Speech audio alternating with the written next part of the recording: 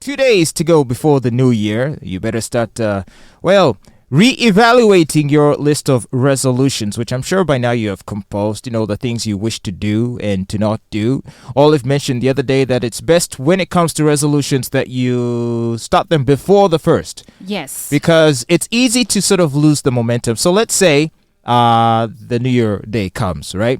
And then maybe it's not until 2 or 3 days later that you remember, oh, wait, but my resolution this year was to not drink, but I've already been drinking, so...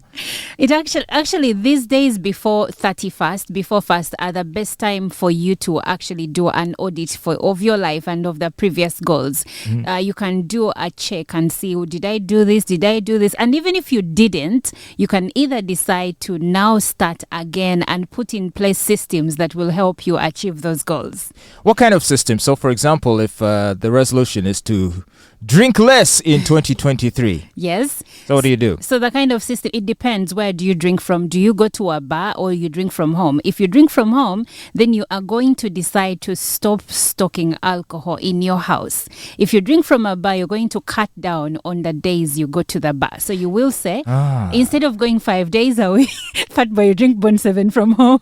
Yes, I do. And obviously, it is definitely cheaper to drink from home, although you probably end up consuming more. You do. You consume more because now, you remember, if you drink, let's say, whiskey, in a bar, you're going to find a shot at about 20, 30, 10K, depending on where you are. Mm-hmm. Yet when you're at home, you don't even, who cares about shots? You just pour and drink.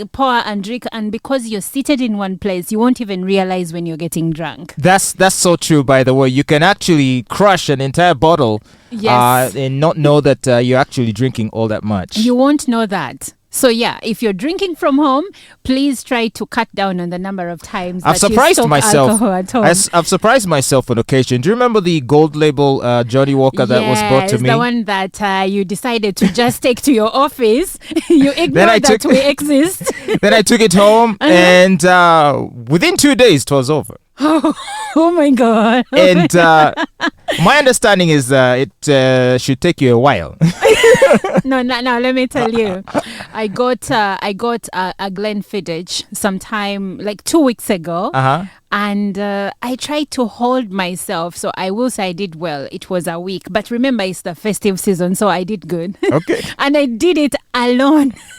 And it was I think a week. liter. Really? Yes. Wow. That's why you should not drink from home.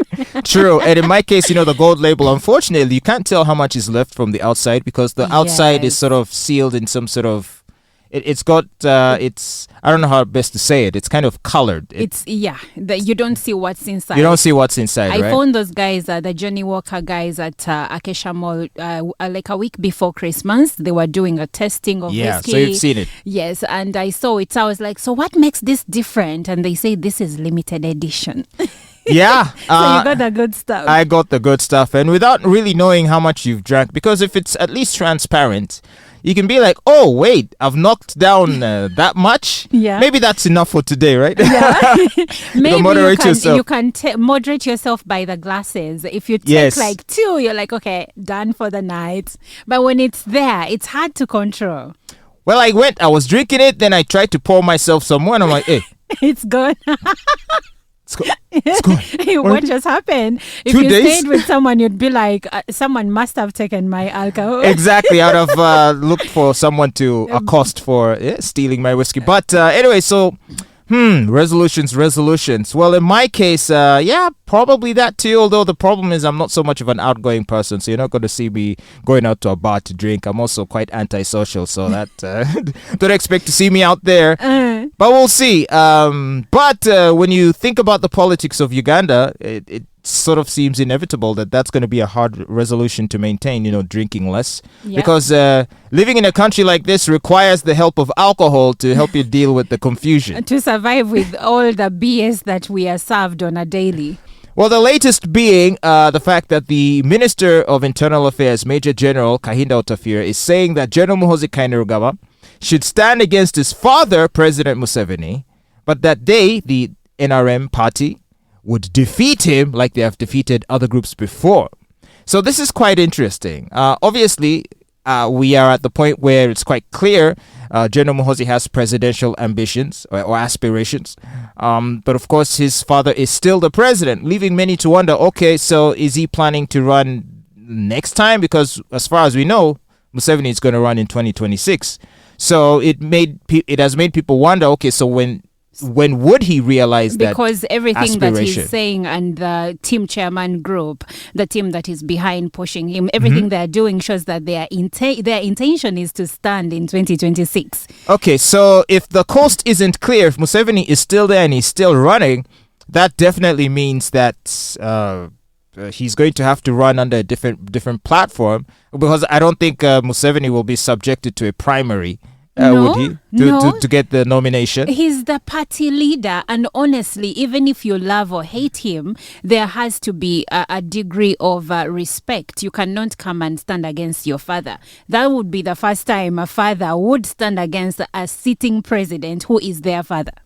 So then, what other way can this go? Because I can't see Muhoozi organizing a new political platform, like launching a new party. It's not even viable. I think if he did that, he would be shooting himself in the foot. Maybe the only way it would be possible is if he was so loved. But even that is still very debatable. If he had a lot of support behind him and if he was speaking a different language from the NRM and his father. But from his tweets, at least there we get to see his thoughts.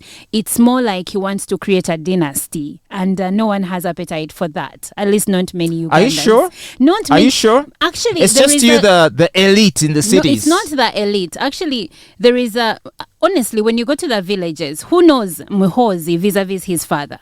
They know his father. They don't know him. And his father has not yet helped in putting him out there as his successor, because the question of succession is not even to be touched. So what about if he runs as a running mate? Is that viable too? Do we have running mates in this country? We don't do running mates? No, we don't do that. The president is we have voted. A vice president. The president is voted and then he appoints his vice president. Oh, yeah? We are not Kenya, by the way. Those things only happen in Kenya where there is Ruto and then a running mate. No, not in Uganda. Okay, so of course this really leaves, we have to wonder what to make of it, whether or not this is something that's actually even serious. So you see what's happening. As in, is he... Because I'm still at the point where I haven't decided whether or not he's joking or if he's serious. Because at the end of maybe in the lead up to 2026, you might say, okay, guys, thank you all my followers. So now what we're going to do is we're going to put all our support behind my dear father, our great leader, Museveni. And then he'll come up with some sarcastic tweet about how he'll be back again for the next one. Two things. First of all, I don't really think that his father needs his help to get support from different people. I think the president can get that support all by himself. It may not so much be about support. This entire thing could be a ploy to simply block out potential competition. Because now, if Bobi Wine is to contest again, he actually would be competing for attention with Muhoozi more than Museveni. And do you know what I mean? Yeah, that's very true. And Muhoozi, you may hate him, but he has his ducks in a row. Like, he has the support, he has the resources to beat Bobi Wine. If we are to speak about things like money and, connections, as far as, because he's the son of the sitting president. So there are resources and connections and rooms that Muhoozi can get into that Bobi Wine cannot right now. So in as far as that is concerned, yes. But as far as him helping his father win an election, the president can do bad all by himself. He doesn't need help. But also, this is what I'm thinking, that maybe Muhoozi doesn't intend to actually compete with his father or come in 2026. But then, when you sow a seed, you have to water it, give it time, to come out, to thrive, and then you can reap what you sowed a few seasons later. Maybe 2026 is not the goal. Maybe what would be that? 2031? Maybe that's the goal, but you sow the seed right now. Well, I would hope that between now and then, if that is indeed the plan, that he hones his skills and that he polishes up his gift of oratory, because I feel Probably like that's what he's doing right now. I feel like on Twitter he's impressive, but in person less so. You're not going to impress the electorate by just writing a few thoughts here and there, on Twitter. You need to stand before a room full of people, stadiums of people, and convince them, like speak to them so that by the time they leave, without using money. But is there an election in Uganda where you don't use money? You kind of have to where use you just everything. have to Yeah, talk there has to be a bit people of and everything. They fall in love with you. Because even if you want to entertain the allegation that the incumbent, say, uses money, even if you wanted to go with that, it is still true nonetheless that he has a few policy accomplishments that he can boast about. Yeah. However few they may be.